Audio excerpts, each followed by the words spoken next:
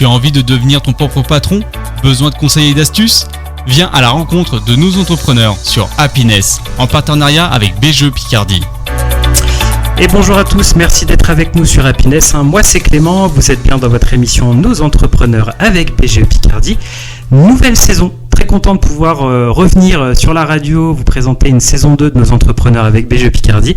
Et je vais commencer par une petite surprise, je ne suis plus seul à la manette, je suis avec un co-animateur. Bienvenue à toi de manière permanente, Sébastien. Merci Clément et très heureux de rejoindre l'équipe. Alors dis-nous un petit peu quels sont nos invités du jour. Alors nous avons deux invités aujourd'hui autour de la table et je vais donner la parole à Nathalie. Bienvenue Nathalie. Merci, bonjour à toutes et à tous. Je suis donc Nathalie Masse. J'ai créé mon entreprise qui s'appelle Bulle en soi pour soi. L'objectif de cette entreprise, c'est de pouvoir donner du conseil en image, en sport, de pouvoir aussi créer des ateliers autour de l'image et du sport. Et je suis également créatrice, je crée des vêtements et bijoux upcyclés. Donc je pars vraiment sur l'existant et je transforme l'existant. Eh ben super, tu vas nous présenter un petit peu tout ça tout au long de l'émission. Et du coup, à ma gauche, une autre invitée, Maxime. Bienvenue Maxime. Bonjour à tous, donc moi c'est Maxime, je suis la conseillère en suivi d'entreprise de BGE Picardie sur la Somme et j'accompagne du coup Nathalie depuis le début de son entreprise. Et très bien. Donc le déroulé de l'émission n'a pas changé. On va être sur 4 parties. On va vous présenter un petit peu ce que propose Nathalie à l'heure actuelle. On verra un petit peu son parcours, les défis, les réussites. Et après, vous le savez, dans l'émission, il y a 2 jeux. Le jeu du pitch à un moment et il y aura le petit conseil du mois. Ce que je te propose de faire, Nathalie, c'est de commencer un petit peu par une présentation peut-être un peu plus approfondie de ce que tu proposes. Et peut-être depuis quand d'ailleurs tu as cette entreprise ? Alors j'ai créé mon entreprise il y a 1 an. Donc effectivement, c'était vraiment une réflexion depuis quelques mois qui m'était venue de pouvoir accompagner des personnes qui avaient perdu un peu la confiance et l'estime, mais surtout par rapport à l'image, par rapport au sport. Et il me semblait important de pouvoir apporter mes connaissances et de pouvoir accompagner les personnes pour se retrouver, pour se recentrer sur son intimité, sur son image et surtout, sur sa confiance. C'était vraiment quelque chose qui était très très important pour moi. Oui, je comprends. Et alors, le nom exact de ce type d'activité, de métier, je ne saurais pas quel mot utiliser, tu le définis comment ? Alors, en fait, donc on parle de conseillère en image en sport. Et c'est vrai qu'on est vraiment là pour amener du conseil, non pas pour transformer la personne, c'est-à-dire que si la personne ne se sent pas à l'aise, on n'est pas là avec une petite baguette magique et dire voilà, maintenant je vais te transformer comme ça. C'est vraiment être à l'écoute, c'est vraiment être effectivement très attentif à ce que ressent la personne, à ce qu'elle souhaiterait démontrer, et c'est à nous d'amener justement les conseils en fonction de l'identité de la personne. C'est surtout respecter avant tout la personne en elle-même, que ce soit au niveau de l'image ou au niveau du sport. Oui, très bien. Alors forcément, je t'ai demandé de venir aujourd'hui avec ta conseillère BGE. Est-ce que tu peux nous décrire aussi, Maxime, toi, ton rôle au sein de BGE Picardie ? Alors moi, mon rôle au sein de BGE Picardie, c'est vraiment d'accompagner les entrepreneurs qui viennent de se lancer durant leurs 3 premières années de création pour leur permettre, en fait, dès le démarrage, de bien commencer sur de bonnes bases et les aider à se développer selon leurs besoins tout au long du démarrage. Et et c'est un plaisir de pouvoir accompagner des profils comme Nathalie et comme bien d'autres qu'on voit s'épanouir et se développer. Et ça fait combien de temps du coup que vous travaillez ensemble ? Depuis le mois de mars. Depuis le mois de mars. Bon, très bien. Alors, je voudrais juste préciser quelque chose parce qu'on peut se poser la question, est-ce que j'ai les moyens de me payer un conseiller BGE Picardie pour m'accompagner dans le suivi de mon entreprise ? Et en fait, c'est financé par la région. Donc c'est on n'a rien à sortir. L'accompagnement, il est financé par la région. Donc c'est justement pour permettre à la grande majorité des entrepreneurs de commencer correctement, de ne pas se sentir seul aussi au démarrage. Et tout ça grâce à la région également et à BGE. Okay. Et c'est pour les entreprises de moins de 3 ans, c'est ça ? C'est ça, c'est au démarrage, à l'immatriculation, durant leurs 3 premières années. Top, merci. Et alors c'est vrai que Nathalie, je suis assez content quand même de t'accueillir au sein de cette émission, parce que quand on en a discuté avec Maxime, je me suis dit waouh, j'ai pas l'habitude de voir ce type de profil. On voit les conseillères en images, on voit les coachs sportifs, on voit les diététiciennes, etc. Et là, j'ai l'impression qu'il y avait un petit peu de mélange de tout ça. Toi, comment t'as pu construire un petit peu cette offre, un petit peu, si on parle de différenciation, de valeur ajoutée, comment tu as voulu te démarquer un petit peu des autres ? Alors en fait, l'esprit de l'entreprise, j'ai vraiment souhaité qu'il y ait un fil conducteur et c'est vraiment, si je dois résumer en quelques mots, c'est l'estime et la confiance en soi au travers de l'image, du sport et de la créativité. C'est vraiment les trois pôles qui sont importants pour moi et quand on y réfléchit bien, il y a vraiment un fil conducteur. C'est-à-dire que quand on crée, par exemple, on part de quelque chose qui au départ ne ressemble pas forcément à quelque chose que l'on a envie d'avoir ou de porter et ensuite on arrive petit à petit à le transformer et puis à se dire oui, j'ai réussi à faire quelque chose, c'est vraiment top et je suis vraiment satisfait. Donc c'est vraiment à travers effectivement tous ces éléments-là que j'ai amené cette importance-là sur la créativité, mais également sur l'image, c'est-à-dire qui je suis réellement. Parfois, à l'extérieur, on n'arrive pas à montrer qui l'on est vraiment et c'est vraiment important aussi de pouvoir développer ce côté-là. Et au niveau sport, c'est se réapproprier son corps, être à l'écoute de son corps, le respecter. Et c'est vraiment toujours mon fil conducteur. C'est vraiment le respect, l'estime, la confiance. Je comprends. Et alors pour les auditeurs qui nous écoutent, est-ce que tu peux nous donner tout de suite peut-être tes réseaux sociaux qui puissent un petit peu se projeter sur ton activité, qui se saisissent un petit peu de tout ça? Tu peux les donner tout de suite. Oui, tout à fait. Alors j'ai une page sur Facebook qui s'appelle Bulle en soi pour soi, tout simplement. Même chose pour Instagram. Et j'ai un site qui s'appelle bullensoi.net. Je répète, en soi, c'est le tissu, la soie, S-O-I-E. Et pour soi, c'est S-O-I. J'ai différencié en fait les deux. Bien évidemment, je mettrai dans l'Instagram de l'émission nos entrepreneurs, je mettrai les contacts de Nathalie sans aucun problème, allez les checker. Pour les personnes, c'est pareil, qui n'ont pas forcément accès à leur ordinateur ou à leur smartphone pour aller sur les réseaux sociaux, est-ce que tu peux essayer de nous imaginer un petit peu comment se passe un rendez-vous avec toi, c'est quelle problématique au départ, comment tu vas travailler un peu pour qu'on puisse se projeter? Oui, alors en fait, je propose toujours aux personnes, ils peuvent aussi me rencontrer sur des salons de bien-être par exemple, et effectivement, il y a souvent une première rencontre ou une première approche qui peut être téléphonique ou sur la boîte mail, et qui permet déjà d'avoir un premier échange, c'est-à-dire de pouvoir comprendre ce que ressent la personne, ce qu'elle attend de mes services, et une fois effectivement qu'on a poser un peu le cadre, je fais une proposition, donc une proposition sur les différents excusez-moi. C'est pas grave, ça va venir. Oui, ça va venir. En fait, je propose vraiment sur l'attente, les différentes attentes de la personne. Je fais une proposition avec le tarif qui correspond. Et après, effectivement, il y a validation ou pas du devis que je peux proposer. Donc, à chaque fois, effectivement, il y a toujours... je fais très attention à ce que recherche la personne, à ce qu'elle attend, et d'essayer de correspondre, effectivement, à ses attentes, aussi bien au niveau de sa demande, par exemple, si c'est au travers de l'image, ou même au niveau financier. J'essaye vraiment de faire très attention à tout ça. C'est vraiment de l'accompagnement sur mesure. Et complètement. Est-ce que, sans citer non, bien évidemment, les problématiques au départ, quel type de personnes tu peux recevoir? Leur problème, c'est quoi? Alors, j'ai pu recevoir des personnes qui... alors, ça a été essentiellement un public féminin pour l'instant. Les femmes que j'ai pu accueillir, c'était vraiment une réflexion qu'elles pouvaient avoir après avoir vécu des moments compliqués, soit mal accompagnés, soit au niveau de la famille avec tu ne devrais pas te mettre comme ça, tu ne devrais pas être ci, tu ne devrais pas être ça. Enfin, c'était vraiment des personnes qui étaient en recherche complète, qui avaient perdu tout repère. Et effectivement, ça a permis petit à petit d'amener, alors parfois ça a été par différentes étapes, mais de pouvoir amener vraiment le positif de la personne. En fait, les personnes souvent ne voient plus que le négatif et oublient tout le potentiel qu'elles peuvent avoir. Et moi, je suis vraiment là pour réveiller ça et pour leur dire, attendez, tout ce qu'on a pu vous dire, oubliez tout ça, maintenant, on va aller de l'avant et on va vraiment affirmer qui on peut être. Donc ça peut être au niveau de ce qu'on appelle la colorimétrie. Quelles sont les couleurs qui vont mettre en avant la personne? Ça va être au niveau de la morphologie de son visage, comment se coiffer, comment se maquiller, enfin, c'est vraiment toute cette attention-là. Et puis aussi au niveau du corps. C'est-à-dire que parfois on se dit oh, mais ce corps je le supporte pas. Et moi je vais être là pour justement amener tout le côté positif du corps et de dire voilà comment on va pouvoir le mettre en valeur. Mais toujours en respectant la personne, tout le temps. C'est super intéressant. Je me sens un peu jugée quand tu me regardes. J'ai l'impression de dire, j'ai peut-être des choses à travailler sur moi, peut-être. Alors moi, je me permets de rajouter parce que j'ai eu la chance de passer dans les mains de Nathalie, hyper bienveillante et effectivement, ça va plus loin que juste définir la couleur qui nous va ou le type de vêtements. C'est vraiment, on se ressent sur soi et c'est un boost d'énergie vraiment incroyable.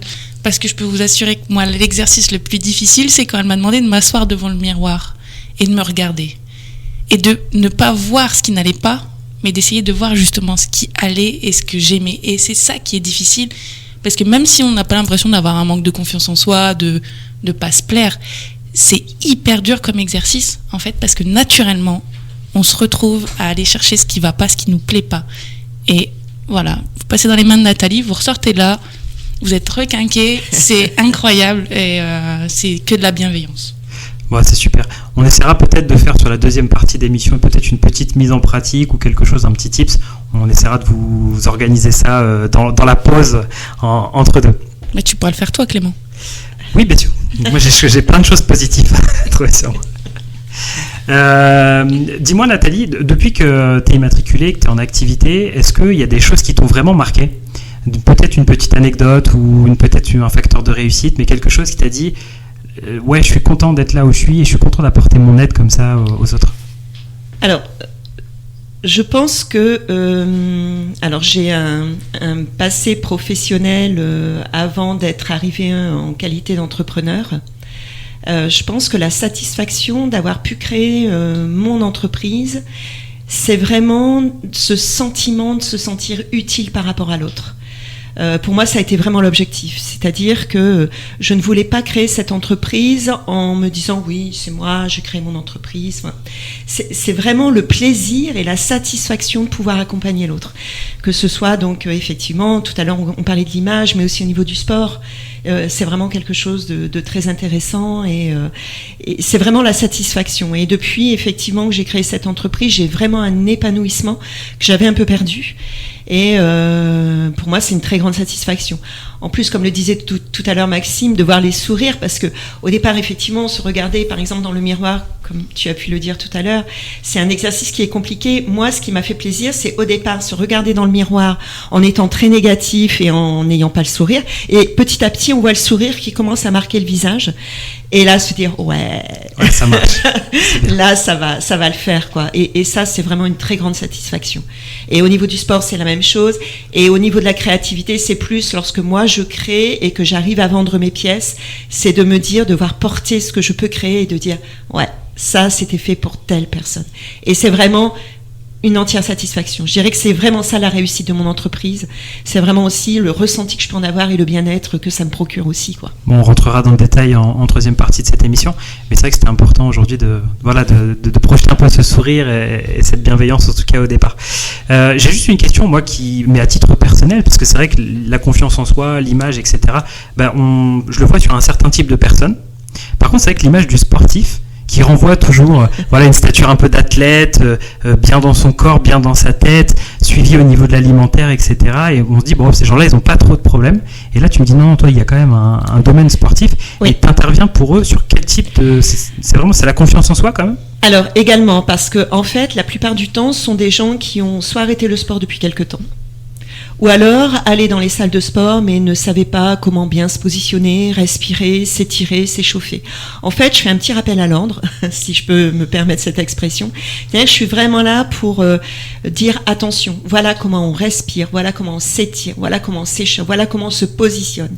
Parce que parfois on se dit oui, je suis allé en salle de sport, j'ai travaillé telle chose et telle chose, mais si on ne se positionne pas bien, si on ne fait pas bien les exercices, on se plante complètement. On se fait mal et on n'arrive pas à atteindre ses objectifs. Moi, je suis vraiment là également pour rappeler tout ça et pour reprendre conscience de son corps. C'est-à-dire, là, c'est pas à cet endroit-là que je dois me faire mal, c'est à cet endroit-là. Parce que je travaille tel muscle, etc. Et c'est vraiment pour rappeler tout ça.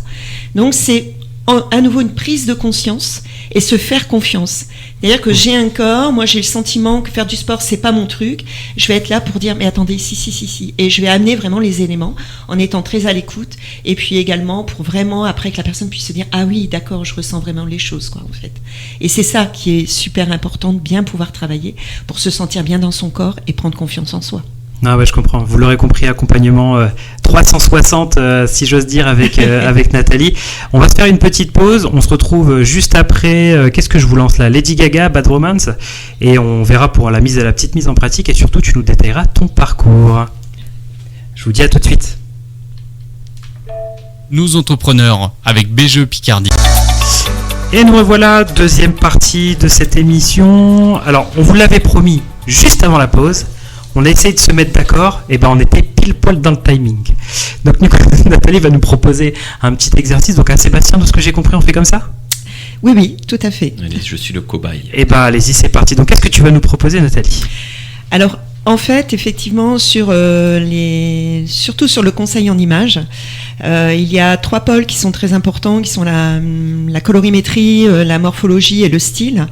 Là, on va plus se baser sur la morphologie parce que la colorimétrie, c'est vraiment un jeu de foulard et c'est un peu compliqué pour pouvoir le faire là. On prend vraiment le temps, etc. Pour la morphologie, en fait, effectivement, donc... en regardant un petit peu... Sébastien, notre cobaye du jour. Voilà, c'est ça. Donc en regardant et en prenant les mesures, là ça a été plutôt à l'œil, on va se dire que la morphologie de Sébastien est une morphologie en H, c'est-à-dire qu'on a les épaules qui sont de la même mesure que la taille et que les hanches. Donc là, effectivement, quand on a cette idée-là... Je suis un H comme happiness. Alors, ce qu'il faut savoir, c'est qu'effectivement, quand on regarde au niveau de la morphologie, on est vraiment sur des mesures, ce qu'on appelle 2D, pas du 3D. Donc, la personne est vraiment de dos et on regarde un petit peu, effectivement, la morphologie de dos au niveau de la personne. Donc, si la taille était par exemple plus fine, on aurait été plus sur ce qu'on appelle un sablier ou le H, ou le X, pardon, excusez-moi. Si les épaules étaient un peu plus étroites et que les hanches étaient un peu plus larges, on aurait été plus sur une morphologie qu'on appelle A. Si la taille était plus large en fait que les épaules et que les hanches, on aurait été sur une morphologie qu'on appelle O.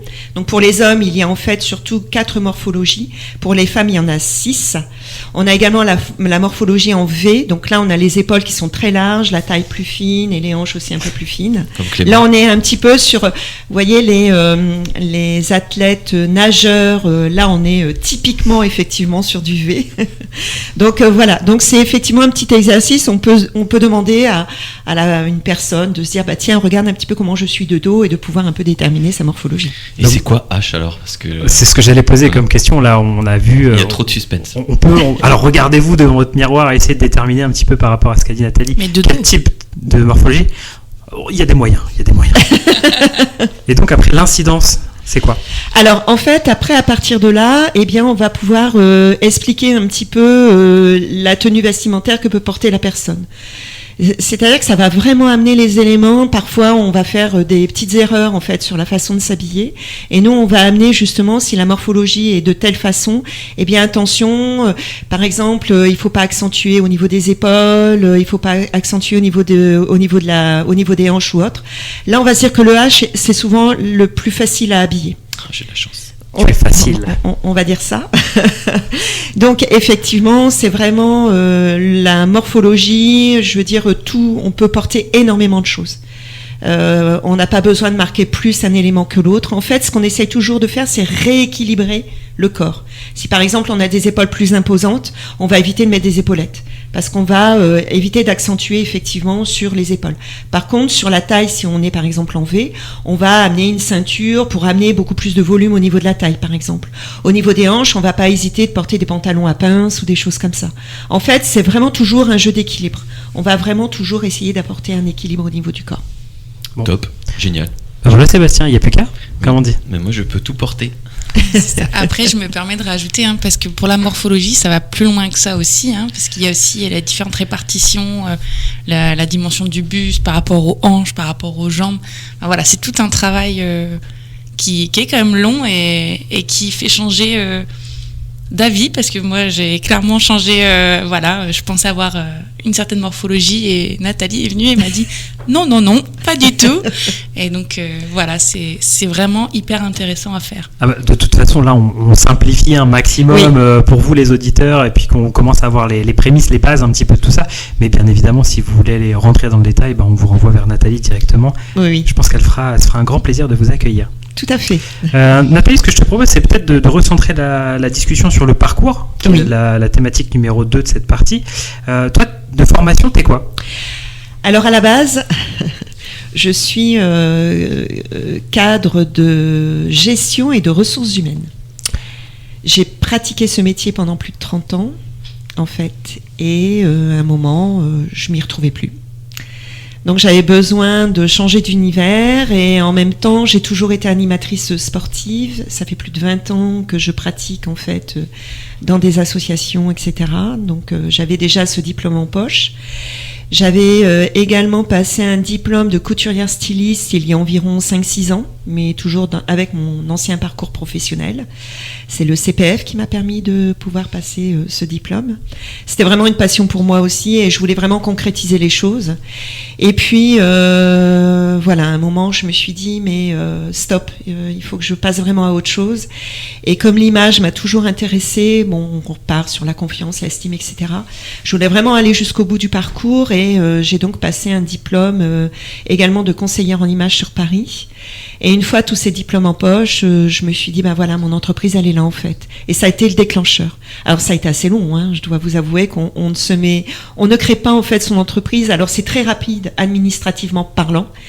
Mais par contre, il faut vraiment bien travailler son projet avant, effectivement, de se dire maintenant je me lance. C'est-à-dire qu'il faut voir un petit peu autour de soi la concurrence. Est-ce que cette thématique existe déjà? Sous quelle forme? Si moi je vais présenter ça, est-ce que ça sera clair pour les personnes qui risqueraient d'être intéressées? En fait, ça a été vraiment tout un parcours, effectivement, où j'ai beaucoup réfléchi. Il y a eu beaucoup d'hésitation aussi. Et puis, j'ai eu la chance aussi de rencontrer l'organisme BGE qui faisait, en fait, au niveau du village à côté, il proposait de pouvoir rencontrer de futurs entrepreneurs. Donc, je suis allée les rencontrer sans connaître l'organisme BGE. Et puis, arrivé là, je me suis dit, mais en plus, si on peut être accompagné, parce que ça, j'avoue que c'est vraiment très, très important. Là, je me suis dit, bon, allez, on va se lancer, on verra un petit peu ce que ça va donner.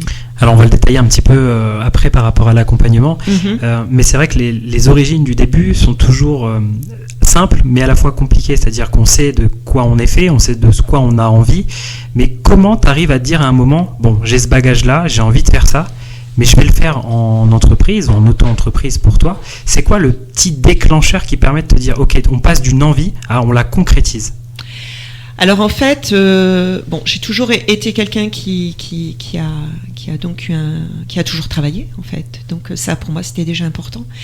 Et puis j'avais aussi ce besoin de me sentir un peu indépendante. Il y avait vraiment ce principe-là, c'est-à-dire de gérer mon temps et de pouvoir effectivement vivre de mes passions.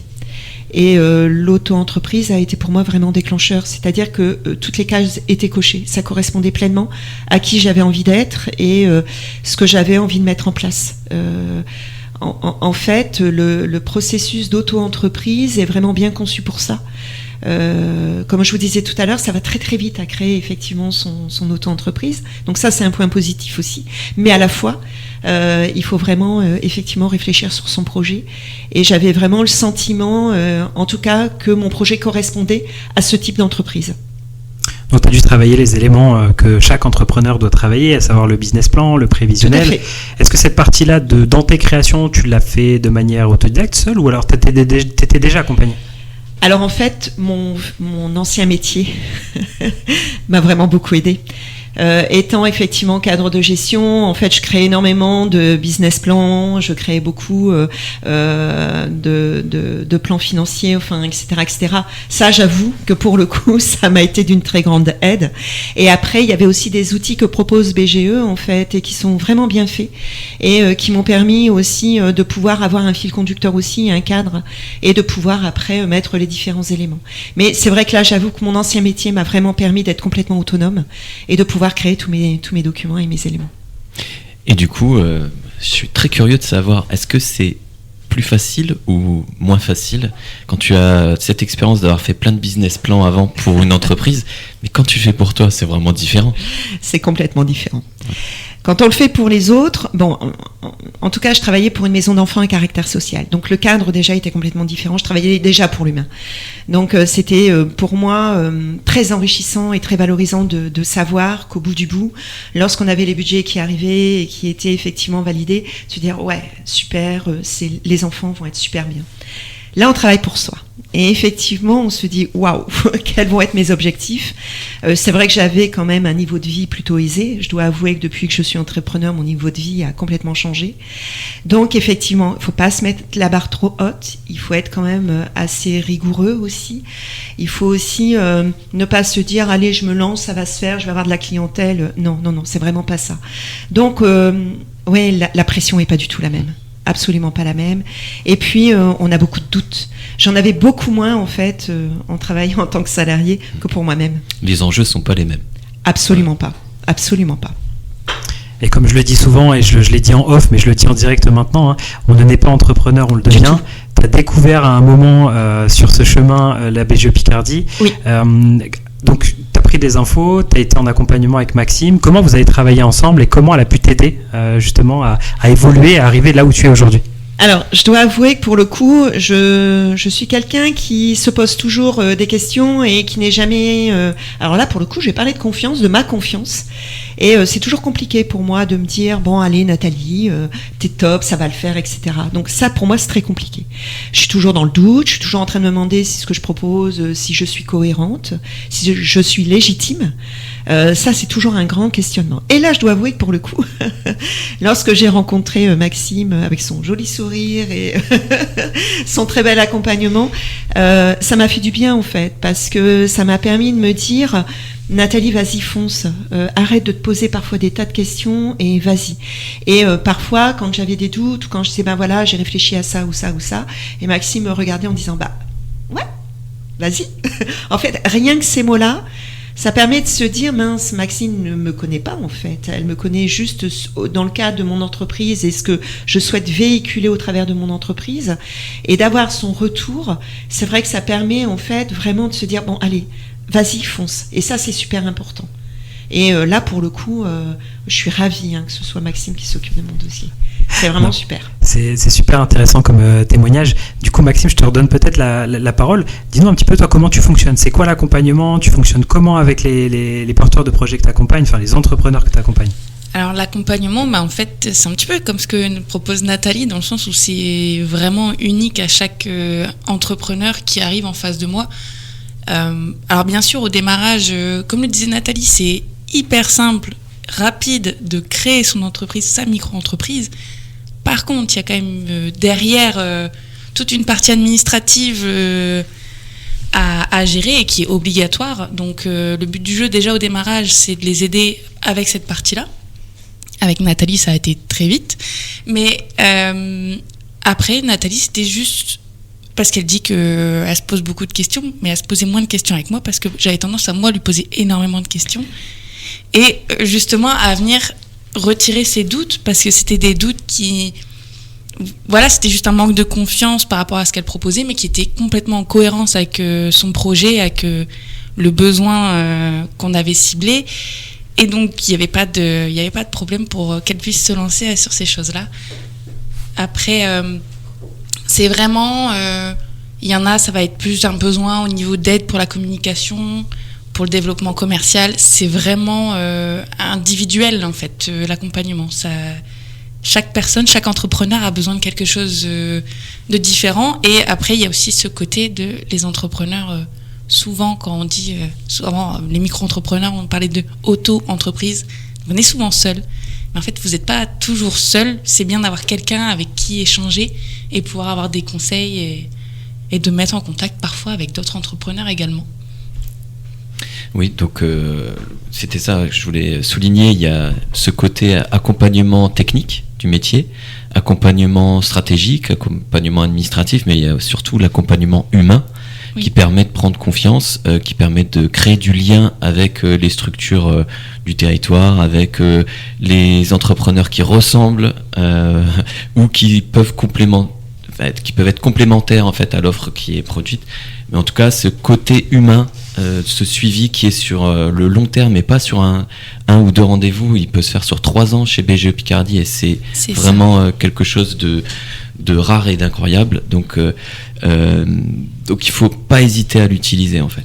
Et le but vraiment, c'est de se dire, bon voilà, il y a certains accompagnements, comme par exemple maintenant avec Nathalie, c'est, alors au démarrage, on a fixé les objectifs, c'est de vérifier est-ce que l'objectif est toujours le même, est-ce qu'il évolue, parce que ça évoluera forcément, il a déjà bien évolué depuis le mois de mars, et c'est de se dire, ok, par rapport à l'objectif, on en est où, qu'est-ce qu'on modifie, quels sont les doutes là qui apparaissent, est-ce qu'il y a vraiment une raison d'avoir ces doutes, ou est-ce que c'est juste purement un manque de confiance ou une réflexion de quelqu'un qui a peut-être mis une petite graine dans la tête et qui fait que ça tourne et qu'on se pose des questions qui n'ont pas lieu d'être. Le but du jeu, c'est vraiment de les aider à redevenir focus sur l'objectif, ce qu'ils veulent faire, et voilà. Après, vous l'aurez compris, du coup, accompagnement 360 aussi chez BGE Picardie. En 2-3 mots, parce qu'après, du coup, on se fait une petite pause. Comment on te contacte ? Comment on me contacte ? Eh bien, tout simplement sur le site de BGE Picardie, vous avez un petit formulaire pour qu'on puisse vous recontacter. Voilà, vous l'aurez compris, accompagnement pris en charge par la région, totalement gratuit pour vous. Allez sur le site de BGE et puis commencez votre accompagnement avec Maxime sur la partie post-créa et pour la somme. On fait une petite pause, on se retrouve juste après la pause avec le conseil du mois et on déroule avec toi sur la partie les défis, les réussites. Je vous dis à tout de suite. Nos entrepreneurs avec BGE Picardie. Allez, troisième partie de cette émission, toujours content d'être avec nous, ça va, vous allez bien ? Oui. Ça va. Ça va. Bon, je vous l'avais promis, vous le savez, dans cette émission, il y a toujours un petit conseil qui est à destination des micro-entreprises. Ce mois-ci, j'ai décidé de vous le faire sur le versement libératoire de l'impôt, parce que vous avez, je vais vous le dire, jusqu'au 31 septembre pour faire le choix de savoir si vous voulez l'activer ou le désactiver pour l'année prochaine. La Minute Conseil. Tout ce qu'il faut savoir pour gérer ta micro-entreprise avec... Donc la Minute Conseil, le versement libératoire de l'impôt sur le revenu. Alors attendez, je prends mes petites notes parce que je vous ai fait un truc super quali ce mois-ci. Du coup, qu'est-ce que le versement libératoire ? C'est une option qui vous permet de payer votre impôt directement à l'URSSAF en appliquant un pourcentage fixe sur votre chiffre d'affaires. Les taux, c'est simple, c'est de 1% à 2,2% en fonction de la catégorie de votre activité. Si vous êtes BNC, BIC artisan ou alors si vous êtes tout simplement commerçant. Pour en bénéficier, c'est assez simple, il faut regarder vos impôts de cette année, vérifier un petit peu combien vous avez gagné l'année dernière, c'est-à-dire le revenu fiscal de référence, et vous ne devez pas dépasser 29 315 € par part fiscale. Donc si vous avez 2 parts fiscales, vous multipliez par 2 tout simplement. L'intérêt, c'est vraiment de pouvoir payer vos impôts en anticipé. C'est-à-dire quand vous allez faire votre déclaration mensuelle ou trimestrielle, on va vous prendre vos cotisations sociales et en même temps, on viendra vous prendre un petit pourcentage supplémentaire qui permettra de payer vos impôts en anticipé. Donc je vous tiens, pour vérifier l'éligibilité, vous allez chercher votre fiche d'impôt, vous regardez si c'est possible. Et pour l'activer, c'est assez simple, ou le désactiver d'ailleurs, vous allez vous rendre sur votre espace auto-entrepreneur.ursaf, vous allez aller dans la messagerie, vous allez écrire un mail à un conseiller de l'URSSAF en disant je souhaite activer ou désactiver ce système, tout simplement. Il faut savoir quand même, il faut préciser par rapport à ce contenu, que vous allez devoir checker tous les ans si vous allez devoir le poursuivre ou pas, parce que de manière automatique, si vous l'avez activé, il resterait activé et il ne s'activera jamais de manière automatique. Donc tous les ans, prenez votre feuille d'impôt, parce que les taux changent, la part fiscale change, et vous verrez si vous avez la possibilité ou pas d'activer ce service. Pareil, pour certaines personnes, ce service n'est pas forcément intéressant. Ça peut être cool au niveau de la logistique de dire ok, je paye mes impôts, je suis tranquille, j'ai rien à faire.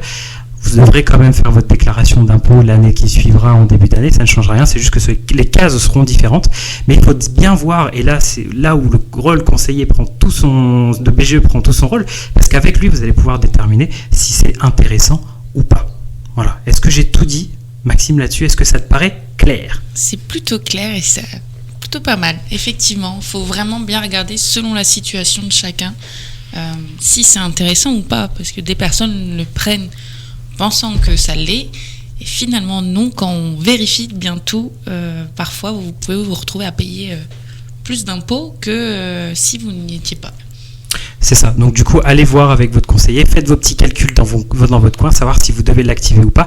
Pour rappel, vous avez jusqu'au dernier jour de ce mois de septembre pour savoir si l'année prochaine, à partir du 1er janvier, vous allez l'activer ou le désactiver.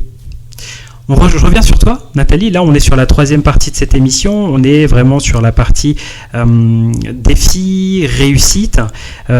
C'est simple, hein. Si je te pose une question pour toi, la plus grande réussite que tu as pu avoir par rapport à cette entreprise, tu me dirais quoi ? C'est compliqué de répondre, en fait. Tu peux nous en dire plusieurs, hein. Tu n'es pas obligé de nous en dire qu'une voilà, seule. c'est ça, en fait. En fait, s'il y a une chose, c'est vraiment le retour des personnes que j'ai pu accompagner, des personnes que j'ai pu rencontrer, la clientèle qui effectivement a acheté mes créations. C'est de voir ces sourires. Alors là, je pense que pour moi, oui, le sourire des autres, je dirais. Pourquoi pas ? Si je dois le résumer en quelques mots, ça serait vraiment ça. Et quelle que soit l'activité que je peux présenter, que ce soit au niveau du sport, au niveau de l'accompagnement en images ou au niveau de la créativité. C'est vraiment ces retours-là, quoi, en fait. Et tout au long de ton parcours, de l'idéation en tout cas jusqu'à aujourd'hui, les défis rencontrés, est-ce que tu as vraiment des choses qui t'ont mis des coups au moral, des obstacles qui t'ont dit « Ah, c'est pas facile quand même, est-ce que j'ai fait le bon choix ?» On se pose effectivement la question, parce qu'il y a beaucoup de choses qui changent quand même, notre façon aussi de voir l'entreprise, notre façon aussi de pouvoir en vivre, parce que ça c'est quand même aussi l'objectif quelque part, hein. Les sourires c'est bien beau, mais il faut bien manger aussi quelque part, donc c'est quand même important. Mais en même temps, il faut toujours rebondir, quoi. C'est-à-dire qu'à un moment ou un autre, si on a vraiment pris le temps de créer un business plan, de réfléchir sur son entreprise, on peut être très vite découragé, mais à la fois, il faut toujours essayer de positiver, de se dire « Ah oui, mais regarde, t'as fait telle chose, c'était vraiment très intéressant. Peut-être qu'il faudrait plus développer cette partie-là. » Enfin, voilà, c'est vraiment ça. Quand on a des coups un peu compliqués, et puis la famille, je dirais.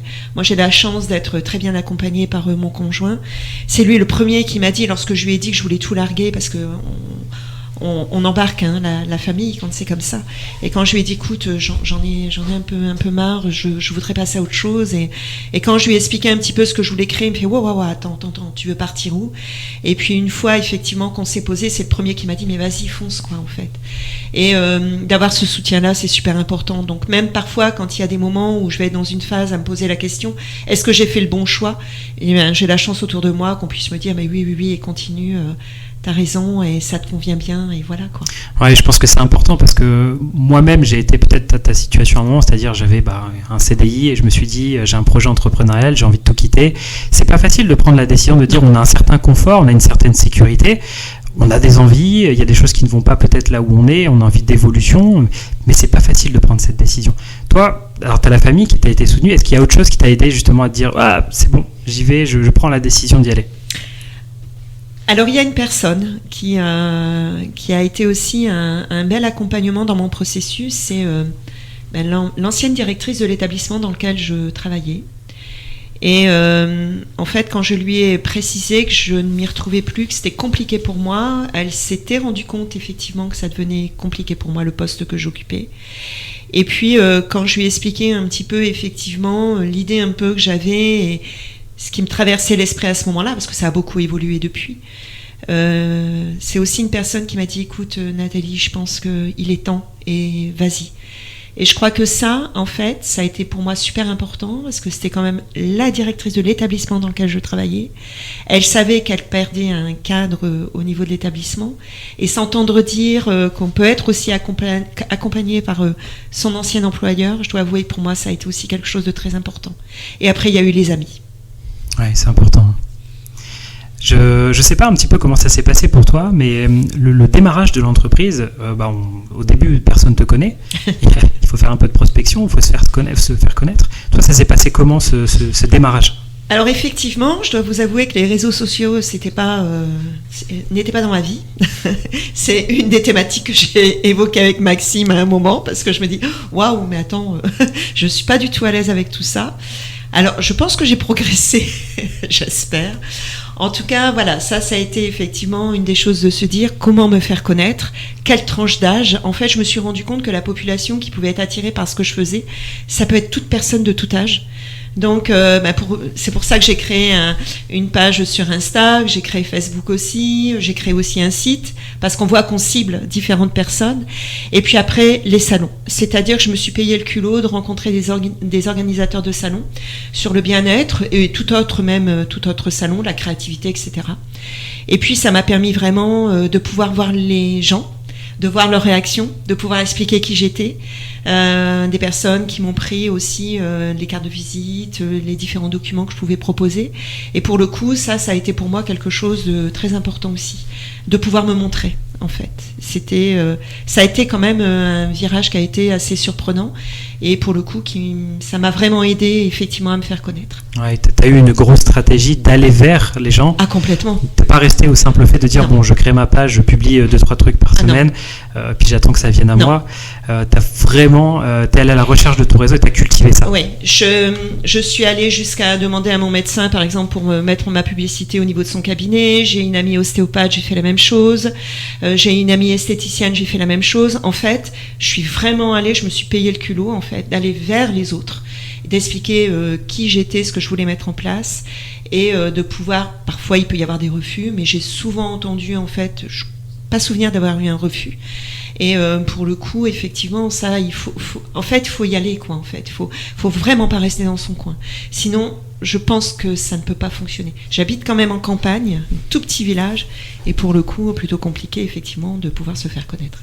Ça fait vraiment partie de la casquette de l'entrepreneur. On peut être un super technicien dans son métier. Si on n'a pas le côté commercial pour aller prospecter, suivre, analyser les résultats de sa prospection, ça peut très vite devenir décourageant parce que on peut avoir la meilleure offre du monde. Mais si on n'a pas de client en face, c'est quand même compliqué. Oui, complètement. Et là, le dernier en date, j'ai postulé pour faire les marchés des créateurs sur Saint-Valery-sur-Somme. Et à ma plus grande surprise, en fait, ils m'ont dit, bon, on vous embarque dans l'aventure. Je dois vous avouer que là, ça a été pendant 3 mois de juin à août, tous les vendredis, de 17h à 20h. Non, de 15h à 20h, pardon. Mais pour moi, ça a été... extrêmement important, quoi. Là, de belles rencontres, des objectifs qui ont complètement été différents au bout de ces 3 mois. En fait, je me suis dit allez, vas-y, en fait. Ça a été une très belle expérience, très belle expérience. Vous l'aurez compris, hein, s'il y a des entrepreneurs en tout cas qui nous écoutent, allez vers les gens, communiquez. Les gens vont pas forcément venir automatiquement à vous, donc allez-y. Alors, moi, j'ai bien compris que tu t'adressais donc à des particuliers. Oui. Est-ce que tu le fais ou est-ce que tu envisages de faire des séances de groupe, par exemple, dans des associations ou des entreprises? Alors Maxime sourit parce que ça a été notre dernier rendez-vous. Oui, j'ai eu l'immense surprise d'avoir une entreprise qui m'a contactée pour mettre en place un atelier. Ce sont des personnes qui sont en reconversion professionnelle et elles souhaiteraient en fait au travers de l'apprentissage que je puisse intervenir justement sur le côté image, comment se présenter face à un employeur, l'importance des couleurs, justement on en parlait aussi tout à l'heure, et de pouvoir mettre en place un atelier pour les stagiaires. Donc effectivement ce sont des choses qui sont en cours. J'ai une association qui m'a contactée aussi qui s'appelle la Maison des Familles, hein, donc souvent sur des familles qui ont perdu tout repère. Et on m'a demandé là, donc je commence en novembre, de mettre en place d'abord sur le côté sport-santé, donc d'intervenir sur cette phase-là, et pourquoi pas par la suite de pouvoir aussi intervenir sur l'importance de l'image, prendre soin de soi. Donc ça, effectivement, c'est des choses qui se mettent en place. Et puis là, Maxime va le découvrir, en fait, j'ai aussi un organisme qui s'appelle Mademoiselle Violette et qui fait des séances de week-end bien-être et qui m'a envoyé un mail le jour, Maxime, où on s'est rencontrés. Quand je suis arrivée dans ma voiture, j'ai regardé mes mails. J'avais un mail en fait de cette organisation-là et elles organisent en fait des week-ends bien-être. Alors c'est plutôt féminin et elles sont très intéressées par mon profil et m'ont demandé si je serais intéressée aussi pour me lancer dans l'aventure. J'ai déjà répondu à 98% que oui, je pense que ça va se faire, quoi. Donc effectivement, je suis en train d'ouvrir aussi sur ce panel-là et j'organise aussi des ateliers où on peut effectivement sur des thématiques. Ça peut être autour du corps, autour de la couleur, autour du sport, autour de la créativité. En fait, j'ai vraiment la chance d'avoir toutes ces petites mon entreprise regroupe en fait plusieurs choses et c'est vraiment une chance, quoi. Parce que ça me permet d'ouvrir vers un éventail aussi de public que je n'aurais peut-être pas atteint si je n'avais pas fait toutes ces propositions-là au sein de mon entreprise. Alors, je me permets de rebondir là-dessus parce que du coup j'ai une question qui me vient comme ça. Est-ce que tu arrives à gérer entre la vie d'un salariat où tu sais que tu as tes horaires et une fois que tu quittes, tu es terminé, tu es chez toi, tu t'occupes de ta famille et ton environnement. Quand tu es indépendant et que tu es en micro-entreprise, c'est toi, c'est ton entreprise. C'est parfois un peu plus compliqué de gérer ton temps. Est-ce que toi, tu arrives à gérer du coup ton équilibre professionnel et personnel, quoi ? Alors effectivement, je me suis donné un rythme de vie, c'est-à-dire que je me dis le matin, au plus tard 9h, il faut que je sois installée soit dans mon atelier pour créer, soit devant mon ordi si j'ai le côté administratif à faire. En fait, je me suis donné quand même des créneaux horaires pour pouvoir effectivement me dire, là, je suis au travail. Si de toute façon, je travaille à l'extérieur, je ne serai pas à la maison. Et lorsque je suis dans mon atelier ou dans mon bureau, on ne me dérange pas. C'est-à-dire que je suis vraiment dans mon cadre de travail. Et ça, je me l'impose parce que c'est super important. Par contre, il m'arrive effectivement le soir de dépasser très largement le temps que je me donne et c'est souvent mon entourage qui me dit « Bon, Nathalie, faudrait peut-être qu'on mange un petit quelque chose ce soir, qu'on passe à table. » Enfin voilà, parce que quand je suis pris, par exemple, dans la créativité, c'est vrai que parfois, quand les idées fusent, je suis là et ça y est, je commence à voilà, j'ai les éléments, j'ai l'idée qui est là, il faut que je termine. C'est vraiment par passion aussi, quoi, en fait. Et il y a un moment où mon travail... c'est la passion qui revient en fait et je m'autorise à aller plus loin parce que c'est aussi une passion que je développe et voilà, en fait c'est très compliqué parfois effectivement de se donner un cadre, mais en tout cas voilà, j'ai des rappels à l'ordre parfois et puis j'essaye aussi de me donner du temps et ça c'est vraiment important, mais par contre la première année il est évident qu'on ne compte pas ses heures, ça c'est une évidence. L'effort faut le faire au début, hein. Il faut le faire, c'est un investissement, c'est ça, oui.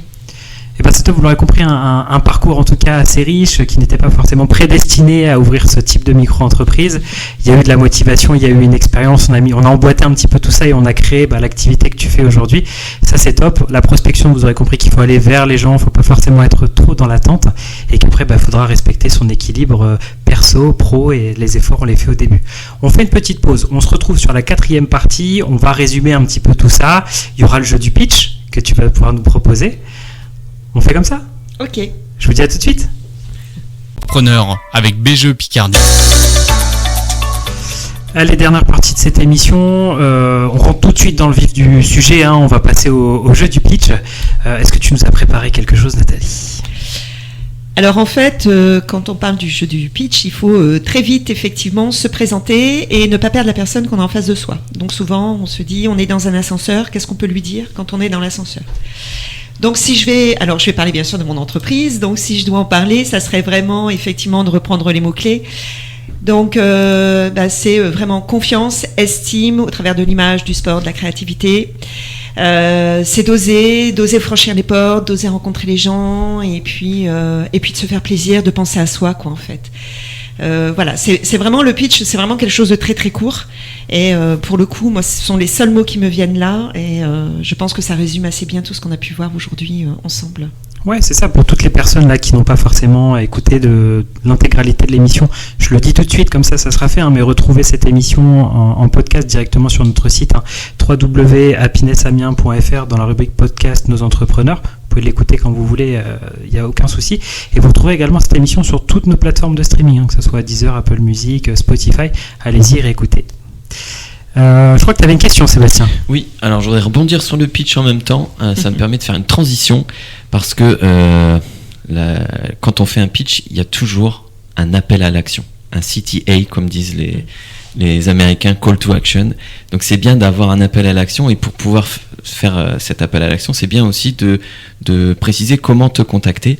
Donc et donc je te laisserai répondre après, mais surtout tu l'as précisé plusieurs fois pendant cette émission, ton public il est essentiellement féminin, or il n'y a pas que les femmes qui ont besoin de reprendre confiance. Qu'est-ce que tu voudrais dire aux hommes qui n'osent pas te contacter ou qui n'osent pas demander de l'aide en fait ou de l'accompagnement? Bien, tout simplement d'oser franchir les portes. Et ce sera avec grand plaisir. Et donc, comment on fait pour te contacter ? Alors, il y a effectivement sur mon site bulleensoi.net, donc www, bien sûr, .bulleensoi.net. Donc, il y a contactez-moi en fait sur le site. Donc, on peut très bien me contacter au travers de mon site. On peut également donc au niveau de la page Facebook, donc Bulle en Soi pour Soi. Au niveau d'Insta également, donc Bulle en Soi pour Soi aussi. Et puis j'ai également une adresse mail. Donc qui est bullensoi.mn, Mas Nathalie, donc @orange.fr, et mon téléphone c'est le 06 86 31 28 83. Donc il y a vraiment plein de possibilités, c'est vraiment très facile de me contacter. Génial. Bah voilà, tout est dit. Osez. En tout cas, moi je suis très content d'avoir fait cette première émission de la saison avec vous. Je vous remercie chaleureusement, je suis vraiment content. Merci à toi Sébastien d'être présent avec moi maintenant à mes côtés en tant que co-animateur. Merci, c'est un honneur. Et alors on leur donne rendez-vous quand pour la prochaine émission ? Alors c'est tous les premiers lundis, et non pas mercredi, tous les premiers lundis du mois de 16h à 17h sur Happiness Radio. Voilà, tout est dit. Bah écoutez, moi je vous remercie encore une fois, je vous dis au mois prochain. Ciao, bye bye. Salut.